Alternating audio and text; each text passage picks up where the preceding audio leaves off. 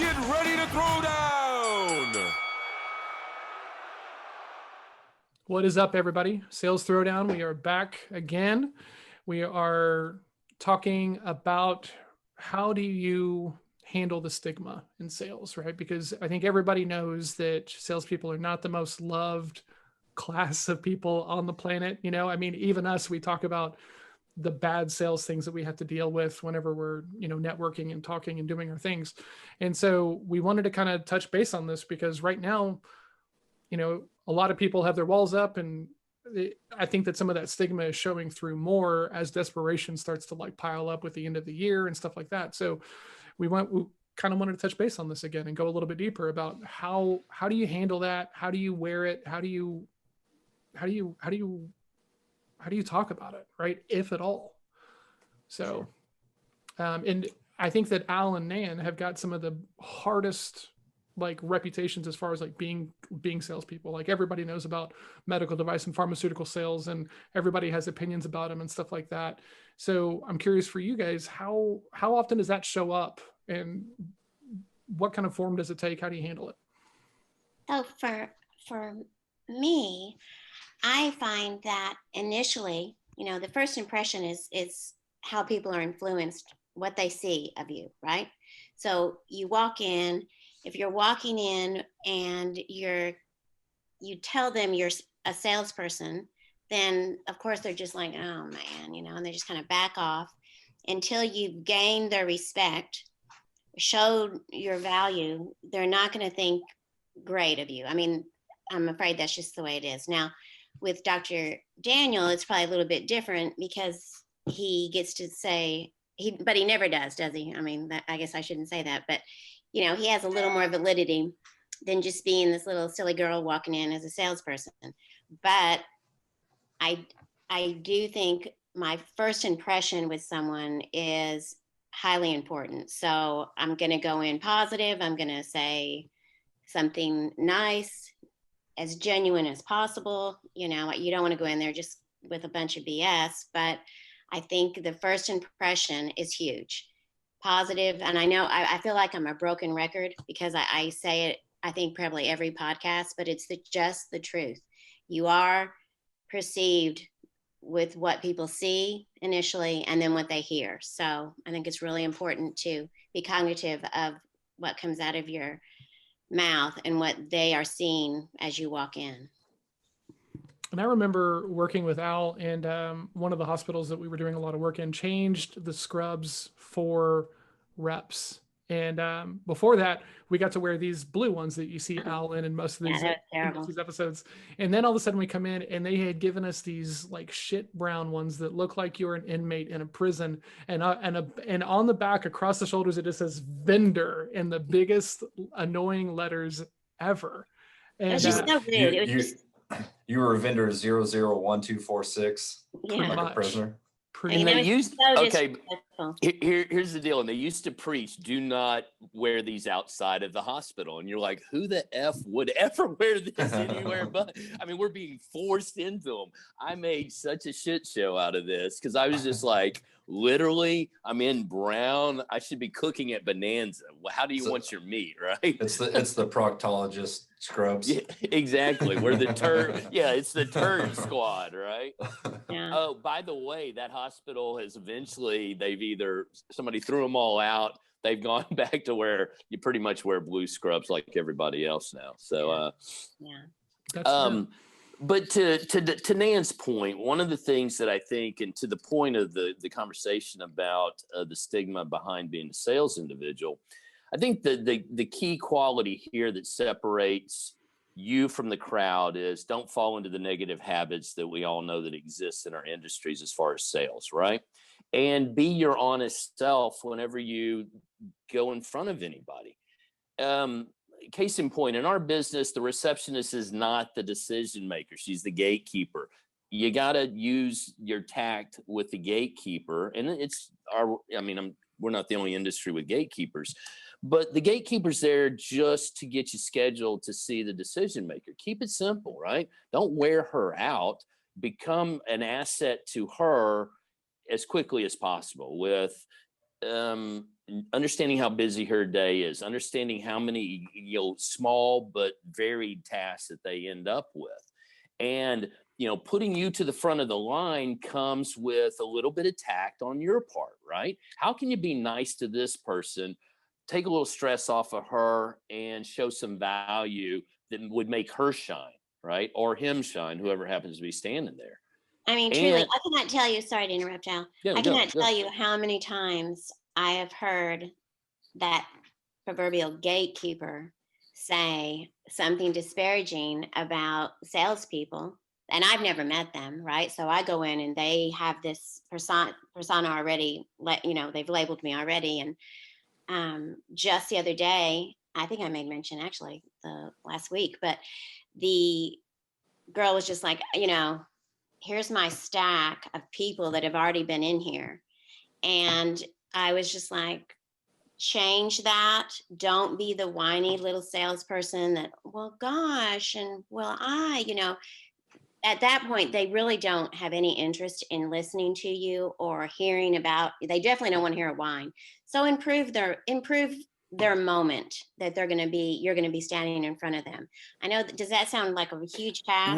No, because basically I lean in and say, hey, look, I'm parked in the handicap parking, so I'm going to make this quick. And you got to break the pattern, guys, because if you just stand there and so find something to do what I just did, right? Yeah, that is the truth. I love that. That was good, Al. I'm thinking about that exact situation, that Nanette's talking about, where you walk in there, because like I've had that happen as well. There's a brand new doctor, brand new office. I call them. They're like, well, we have a marketer who's attached to this, and they're taking all the calls. And then I call her, and she goes, you're the 30th person I've talked to, and we're not even open yet, right? And at the time, I didn't know any of this stuff, right? Like I was just like dumbfounded. But now, like I'm thinking, how would I do something along those same lines whenever they're like, yeah, you see this list, of how do you upset that pattern so that way you break that moment open, so that way you can actually be viewed as a human and not just a salesperson with that big label around your neck, Right. What about Clint? What about you? I mean, I know my dad grew up in industry, working in plants down in Houston, where you're at now. How do you get through to that decision maker? So a couple things. One, it's got to be, sometimes you fight your own people on this. I know I always have in construction. Oh, that's my sales guy. Oh, that's this guy. And they downplay you to your own customer, like trying to get in the door. And they've established that reputation. Oh, if you want something done, don't talk to that guy. He doesn't know shit. Call me. And they've already taken you out of the success loop. Like that's hard to come back from, right? And so for me, especially in a bigger company, if you have a team behind you, those people that have to back up what you sell, they need to have confidence that you are the first and foremost person that needs to talk to the customer. They have to have that confidence in you, and you have to instill that confidence in them that you know what you're doing. Otherwise, you're always going to be that, oh, don't talk to the dumb sales guy that we have. Talk to me. I'm the engineer, right? And that's a huge hurdle in my business to get around. And honestly, proof's in the pudding. Like you have to, I had a guy to call me today, and we had done an install, and I just was calling just to check in and chat to see if they were doing any other, new projects. And he's like, oh, your ears must have been burning. I said, why is that? And he said, well, I was just telling our building owner, oh yeah, that guy that came and promised us the world, this isn't working right. And I said, well, why didn't you call? He said, well, I did call. I called 3 of your guys, and they haven't responded. I said, hey man, you call me, I get stuff done. So I literally hung up, walked down the hallway. Hey, get somebody out there right now. This was at 3 o'clock. We had somebody out there by 4 taking care of a problem, but that, that's how you change that perception. Right. And I could have just said, oh, well, I'm sure they'll take care of you, and walk away because you're embarrassed. You don't want to take care of the problem. You could have walked away, and you're forever known as that stupid salesman, that crappy salesman. You just hit on something, and I want to come back to John here in a minute.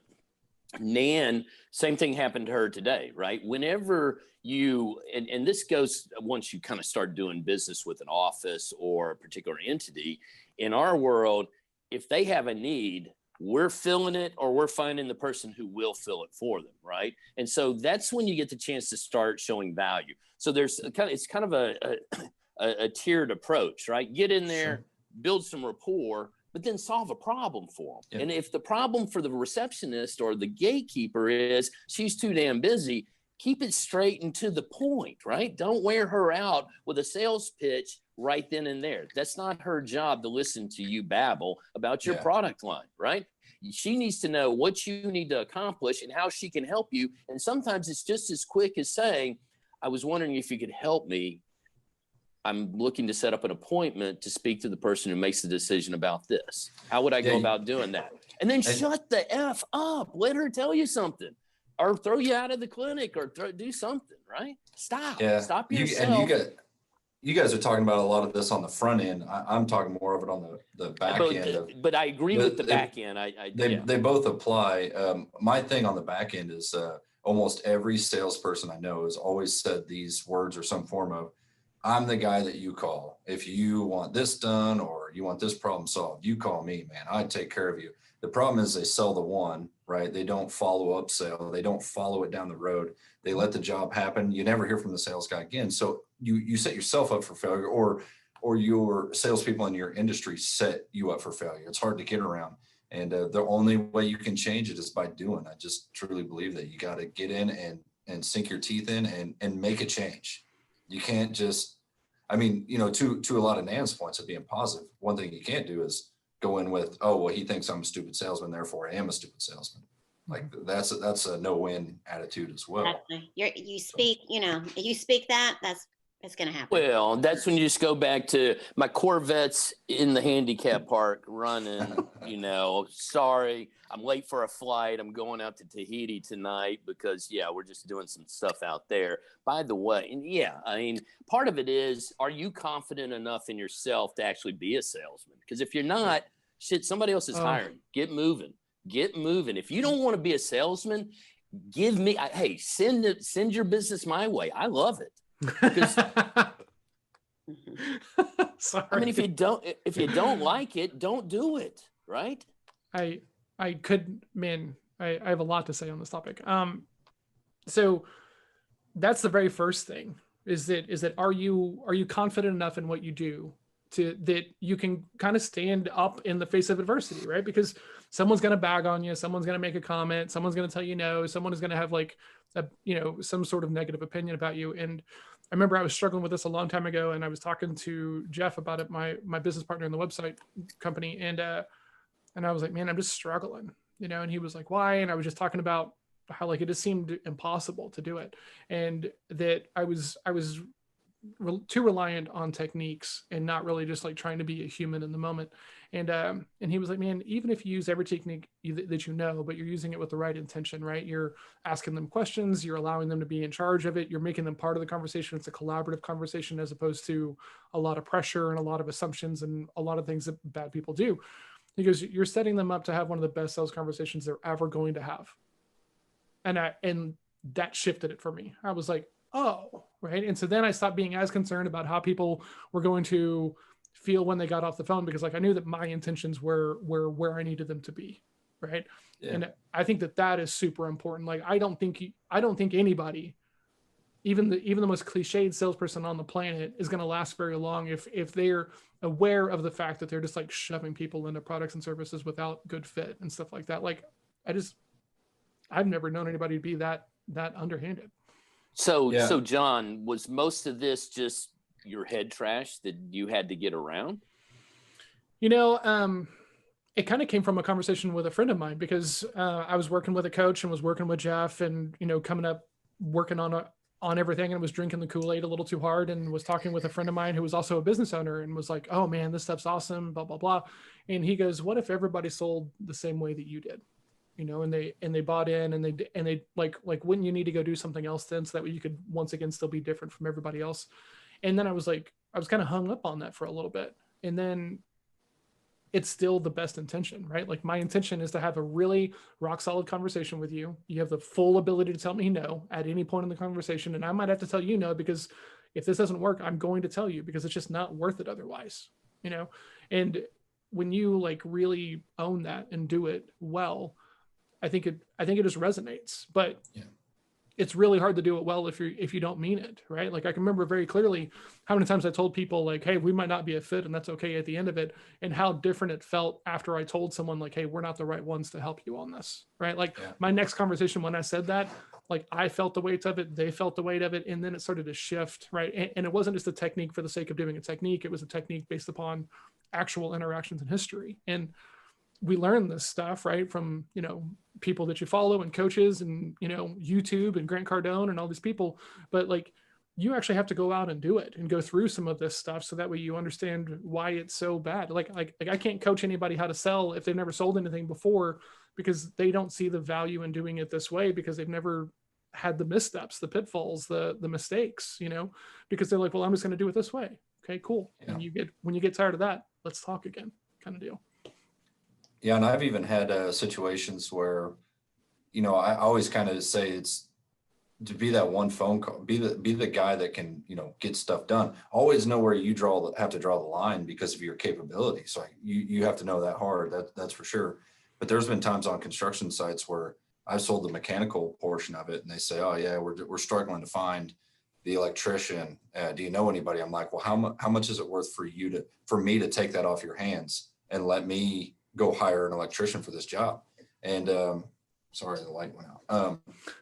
And some people will say, you know, like, "Oh, well, you know, I don't know if I can afford it." And I said, "Well, you know, you're struggling. I have contacts. I could hand them over, but if you're struggling to find them, they're not going to work for you. They know me, right? Let me find this. And what else are you missing? Oh, I'm missing, you know, some gravel. Oh, well, I know a great gravel guy. You know, let me call him and put him under." And next thing you know, you go from having one portion of a, you know, 20-part job to having 15 pieces of a 20-part job. And you just made your, you know, that sale from maybe 200,000 to 2 million really fast. And because you're that guy, but you have to follow through on it. And, you know, I've handed those same projects over to the project team, the doers, I'll say on my side, and then be like, "Oh man, look at all this stuff I got to do." It's like, yeah, but would you rather have 200,000 of this job?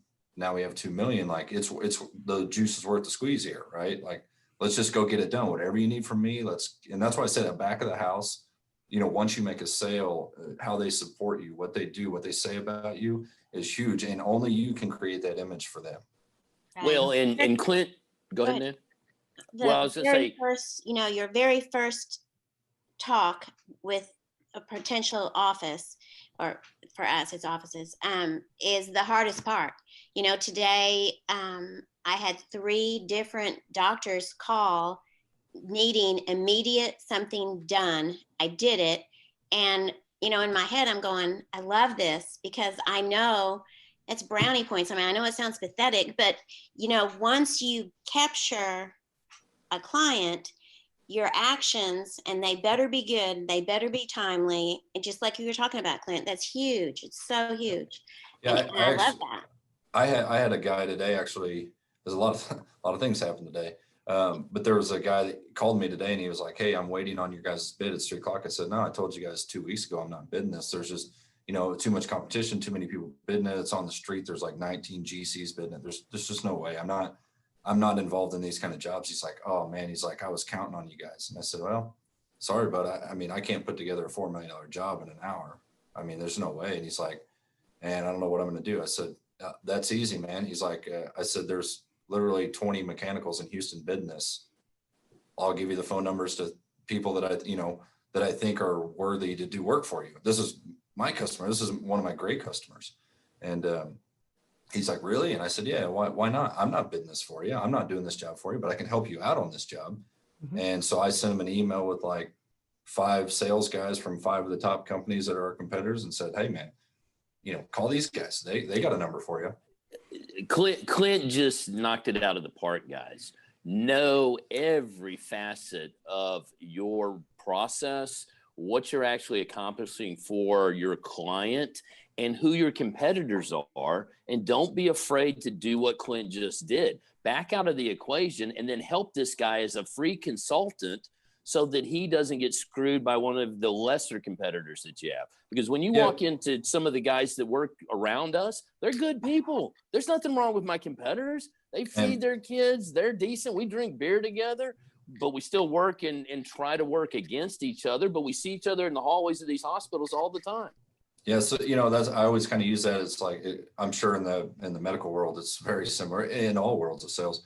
But like you talk shit about your competitor and then you get fired or you quit and you go work for that. Now what do you say, right? You can't say they're the best. You just told all your customers they're pieces of shit. Now you're like, oh, welcome to the best company in the world. So you always got to be careful about that, and these guys aren't pieces of shit. They do what you do every day and they do it probably just as good, if not better. So I'm always a big believer in know your competitors.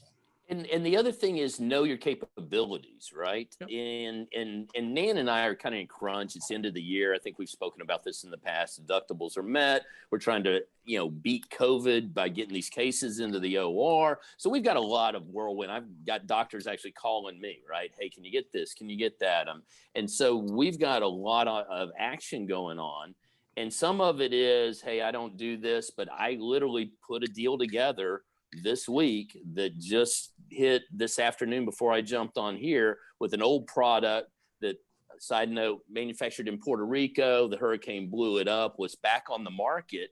I didn't even know where I could get it from, but a doc calls me. I make 2 phone calls, connect the dots, call the local guy that's now in control, put it together, get back to the doc. Anyway, you work your deals and you know the people to go to get the information you need to put these things together and put yourself back in the game. Yeah. And if you're not sinking into your industry and becoming an expert and a noted authority in your but now having said that, doesn't happen in year 1, doesn't happen in year 2, but in 5 years, you need to be working on that 10-year plan to being the senior vice president like Clint down here, or out on your own as a freelance consultant like John is over here. Okay. Or master of your own ship. And that's not necessarily your own business, but if you're knocking it out of the park for your company, they won't want to lose you. Right. Yeah. So they're going to want to give you all the support. And then you can turn around and say, that shit at the back of the house, we got to change this because I can't, if I sell it and it falls on its ass because of this, I'm out of here. I'm taking my ticket and my toys and I'm moving to the company next door. Yeah, I actually had that conversation yesterday. I said, one of the things that I can never do is sell a bad product. It's just not in me because I do pretty honest business. I don't try to skirt ethics or anything like that. I stay pretty honest and straight and narrow on the business realm. And the easiest way to do that is to have your back of the house, knock it out of the park, right? And whether it's your product line, maybe you're selling, certain types of cell phones or whatever, your product line means everything to you. If you're selling a crappy product, it's pretty easy to be a crappy salesman because eventually those people you sold it to are coming back. Used car salesman, you sell a jalopy and it goes down the road and the wheel falls off. They're coming at you, man. Okay, to your point, Clint, I got a buddy that kills it in the used car business. Yeah, sure. So what he did was he set up his own mechanic because they won't pay for a car that isn't running. So if it has a problem, he's like, okay, didn't expect that to happen. Bring it in. Let's get it fixed and pay your bill. Right? Yeah, sure. There is a solution there's a right way to do it. Every problem out there. But if you're sitting there scratching the surface, calling yourself an expert, go F yourself and get another job. And I look at it. My time. And I looked at, going to the situation I had today with like giving them my competitor's number. I don't do that. I get calls all day long. Are you business? I said no. And they say, okay, great. And they hang up. And, I really wasn't going to do business with them anyway. It just, I have a brick and mortar. So some people just call you, right? Yeah. And pretty big city. So you get a lot of phone calls. Hey, we expected a bid on you on this job. And I just say, I'm sorry. I didn't even know. Don't even know who you are. I'd love to talk to you more about it. It's just a click, right? Like, okay. But in that situation, I look at the pro con, if I was to write it out on paper, the pro cons, I don't give the guy anything. He doesn't get a bid in today. His company fails. His boss is pissed. Like, why didn't you do all this? Now he's pissed. And the bad thing is even though I did nothing wrong, I'm the bad guy. And that's what's going to happen out of the situation. He expected something from me, even though I told him 2 weeks ago, whether he didn't catch or he caught it or he didn't. But the point of it is at the end of the day, I'm going to be the bad guy because I didn't give him a number. And so I can't give you a number now. I'd love to, but I can't, and I don't want to. So next best solution, right, to make the customer happy. And for me, it's about put that down on paper, see what the pro cons are. What can you do to make it better for your customer? That's what you're here for, man. It's a salesperson. Well, and you bring up a really good point there, right? Because you talked about all the other people who call you asking about a bid, and the minute you say that you're not going to bid it, they hang up. But this guy, you guys had some rapport, you guys had a bit of a relationship, and he was like, man, I was really hoping for this, right? And so you get to actually have the real conversation because it's past that transactional like level, Sure. right? And you guys have both kind of made kind of the same point of like, sometimes the value you need to bring to get a relationship started is just knowing the right person that they need to be talking to, right? I mean, I have built my network just around being the guy who makes a lot of introductions, right? So I will sometimes get an introduction from somebody and like, hey, you should talk to John. He knows everybody, and he will absolutely get you like hooked up and connected. So it's super easy for me to hop into like a Zoom call and network and look for people to make introductions to and stuff like that. And that person's going to take my call whenever I want to talk about like a project or business or something like that. Exactly. Well, that speaks to the point. I got the call from the doc this week, and I wasn't sure I was going to be able to carry the product line. I'd carried it in the past. That's why he called me, but they've gone through some changes in that manufacturing group. And so I ended up getting a connection for a guy in Arizona that runs this area now, right? I knew the guys, and since the plant went down, it's kind of water under the bridge. So I was prepared to connect some dots, but I still wanted the sale. So I thought, okay, it won't hurt to ask if I can do the bidding here. Mm-hmm. I'm familiar with the product. I've sold it in the past. And again, I'm talking to good people in the same industry. I got far enough up the chain with the plan of, hey, is anybody, working with this doctor from your group? Come to find out, nobody was.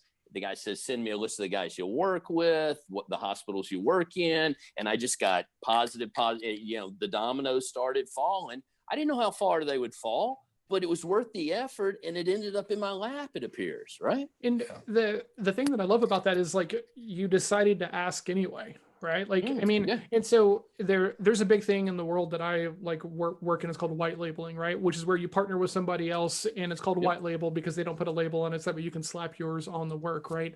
And so you might do digital marketing, but there's a version of it you don't do, so you go find a partner. And in those situations, it makes sense to give the person a bit of a discount because you didn't have to go find that deal. You didn't have to qualify. You didn't have to sell it. You didn't have to close it. You didn't have to market to it or anything else. So why wouldn't you give a discount, give up a couple of points so that way you can actually grow your market share? I mean, it makes sense at the end of the day. Especially in the consulting side of like the digital marketing and everything, there's just some greedy motherfuckers who are not going to make it, right? Like they're going to flame out whenever the focus moves away from like agencies, which is where it is now, into the next new shiny thing that's going to get everybody rich, day trading or crypto or whatever this thing will be next. Yeah, I would like to, before, I think we're probably pretty close on wrapping this episode up, I would like to talk, because we are always so personality focused on this podcast with this. I'd like to talk a little bit about every personality I know. I mean, all four of us are sitting right here, DIS and C, to the extreme levels. I don't know any of us or anybody that I've met that doesn't like to have, I know a guy, right? Everybody, every personality that I know, especially us in the corners, like that's how that's why some of us are there. I know, Doc, I know you love that. John, you love introducing people. Hey, I know a guy that does this. And Nana, even as the sweetheart S down there, I'm sure that you're like, hey, you need to meet my friend. If anybody pushes it, if anybody pushes it more, it's probably the S. But even me as a D, like as much as I love to do things by myself, I'm a last resort to it myself. I'm more of a, I would rather delegate everything out if I could, and so for me, I don't know anybody that doesn't say that they don't love having that guy. Hey, I need my roofer. Hey man, I know a guy. You need to call this guy. Everybody loves having that connection. And so be that guy for somebody. Like you're not going to run into a personality that you can't be that person for. You know what I mean? I agree so much. And I think that I'm pretty lucky that I got to come on in kind of like a business development role whenever I was working with Jeff, because it wasn't just like pure hunting. It was also like looking for relationships and looking for like channel partners and stuff like that. And so it really brought a whole lot of networking, front and center for me. And as a C, it's not the thing that I thought would be generating most of my business, right? Like, when you ask most C's, it's going to be, data and marketing and funnels and all of these things. It's never going to be networking for most like C type personalities, because it's just not something that we lean towards. And I think when you're new in sales, right, you're trying to figure it out and you're scrambling all over the place, right? You don't have any bandwidth to allocate towards, let me go build some relationships with people who are centers of influence, calling on the same people, but not doing the same things, and networking and making it because you just don't have the bandwidth to do it, because you're just so under the pressure of trying to get something done. And that's where your process has got to come into play, right? Having, okay, cool, like this much cold prospecting, this much LinkedIn, this much Facebook, like however you're doing it, and then go build and nurture your relationships over here. Like, you can't put all your eggs in any one basket. Facebook right now, because of the election and everything that's going on, like ad spend is going through the roof, because the political parties are like pumping the system with all of these dollars trying to get, whoever they want elected. And so all these accounts are seeing like super high ad spend, higher than they've ever seen. And Facebook is cracking down on accounts and blocking lots of people. And all these people only have one way of getting business, and they're all terrified.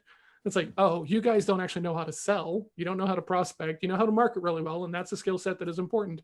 But what are you going to do now? Yeah. Go ahead. Go ahead.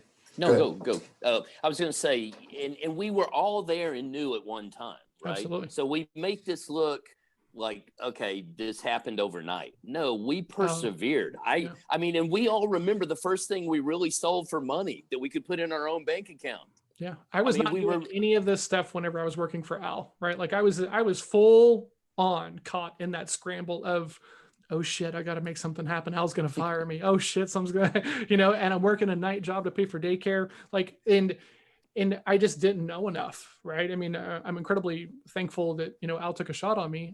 But like looking back on it now, like, I would never go back to that world and be as on call as you two are. But I think that I would probably do fairly well now that I know all of this stuff. But no.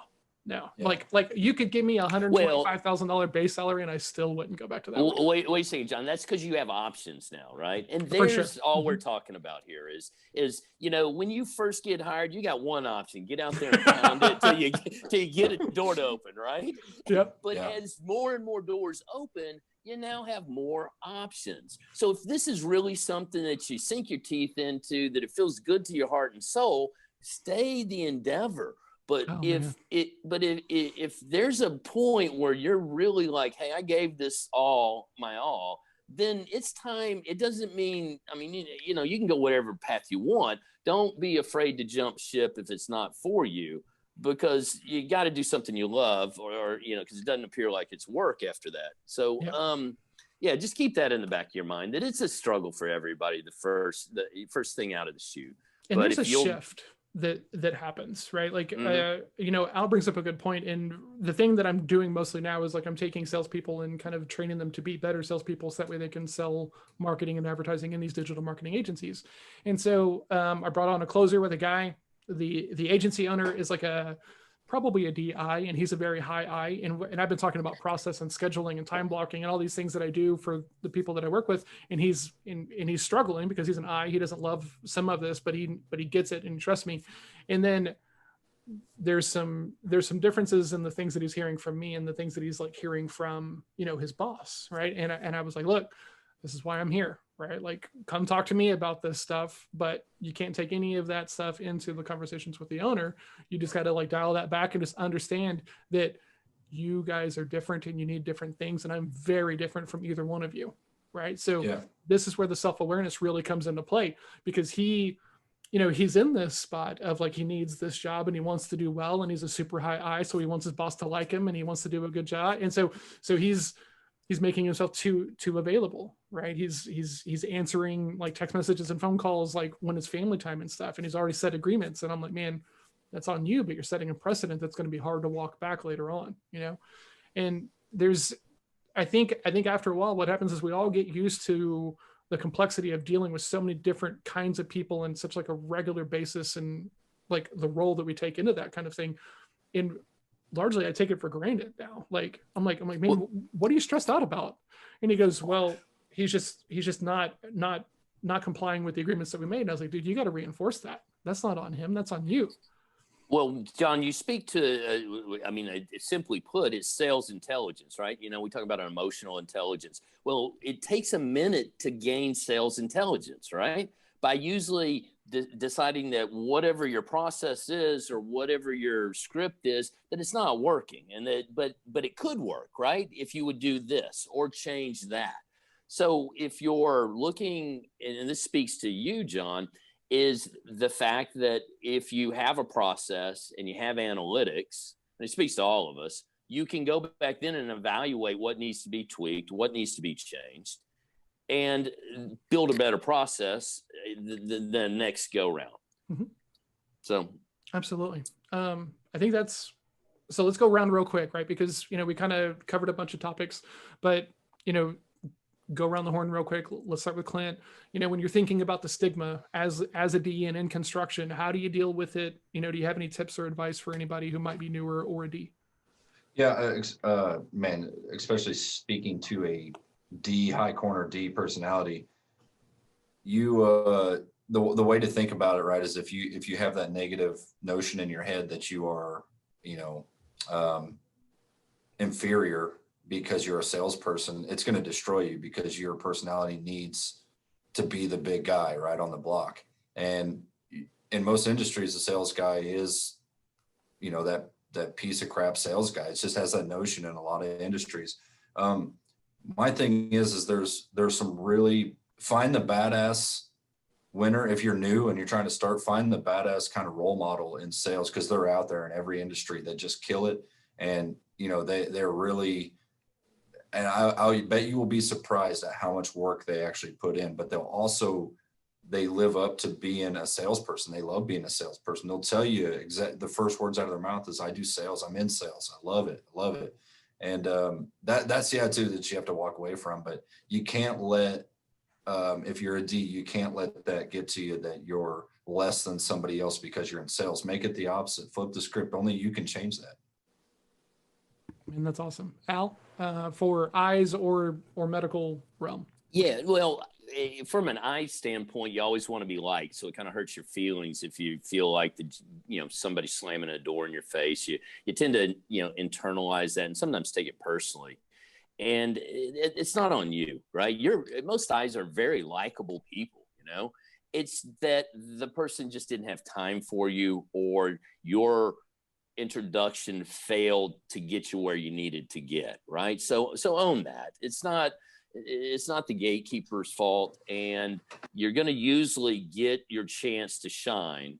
You're just going to have to, suffer a few losses and have that not hurt your ego and your persona. So always keep your chin up, and just bounce back. Just keep going at it.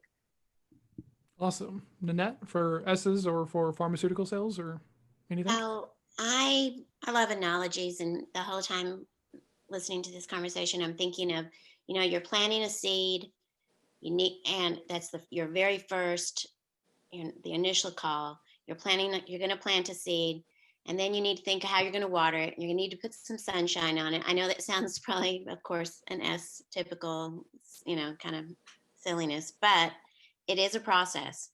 And, coddle it. Don't act like, don't get frustrated. Think positive.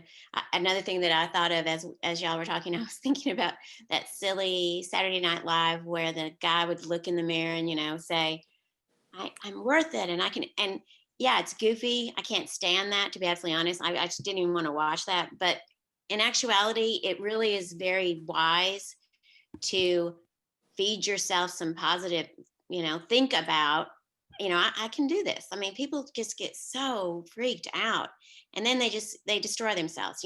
Don't do that.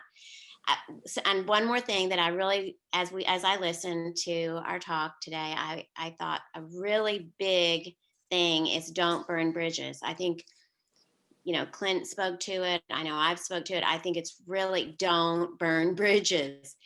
You've planted a seed. Don't go in there and mess it up or not take care of something. That's all I want to say about all that. But, I think it's really important stuff. Awesome. Wow. For me as a C and as a consultant, the thing that I come back to is you can learn all the techniques on the planet, but if your intention is not lined up correctly, if you're just treating these people who have concerns and have thoughts and have ideas just as tasks, you're always going to come off a little bit cold. It's going to be hard to build rapport. It's going to be very hard to build trust. And the thing that I feel like I've been successful at this year is really not letting that to happen, right? It's super easy to rely on these techniques. And so that way, if it doesn't work, you can say, well, the technique failed. I didn't fail, but who was wielding the technique in that moment? Right. So know the techniques, have easy access to them, drill them until you can do them in your sleep. So that way, when you're in front of a prospect or you're in front of a networking person, you can treat them as a human. And these techniques this happen, but you're not relying on them as a crutch so that way you can get through the conversation. That's good, So, John. thank you. Real quick, last week we talked about how much of your personal beliefs and ideologies do you bring into your sales conversations. And Mike, who runs a video marketing agency and is a good friend of mine, he runs a company called 4/3. Him and his wife run this agency together, and they're a woman-owned business, right? So they've got some unique things around that, and they were approached by a nudie bar to do some videos for them, and he just knew that it wasn't going to be a good fit for them and their brand, and said no just because he knew that it wasn't going to be a good fit and it went against their ideologies. And so he sent me this story and asked him if we could share it on here. So people are doing this stuff, guys. Like don't think that just because maybe you haven't had to turn something down based upon a principle or something that nobody does, right? Everybody's got a level that they don't want to go past. So thanks to Mike for allowing us to share that. If you have a story that fits with one of these topics that you'd like to share or talk about or get some advice, please let us know. Send us a text, 817-345-7449. Comment on the video, leave us a review, share this with somebody else who's struggling right now. There's a lot of people who don't know what's going to happen in, between now and the end of the year and in January. Yes, Al. But John, so what was the nudie bar? Because I have this new iPhone 11. I could probably go out there and shoot something. I mean, there's that eye. There's that eye. I'm available. I got the phone. We did not get a Bellman story today, so we had to get some sort of story about the eye in there.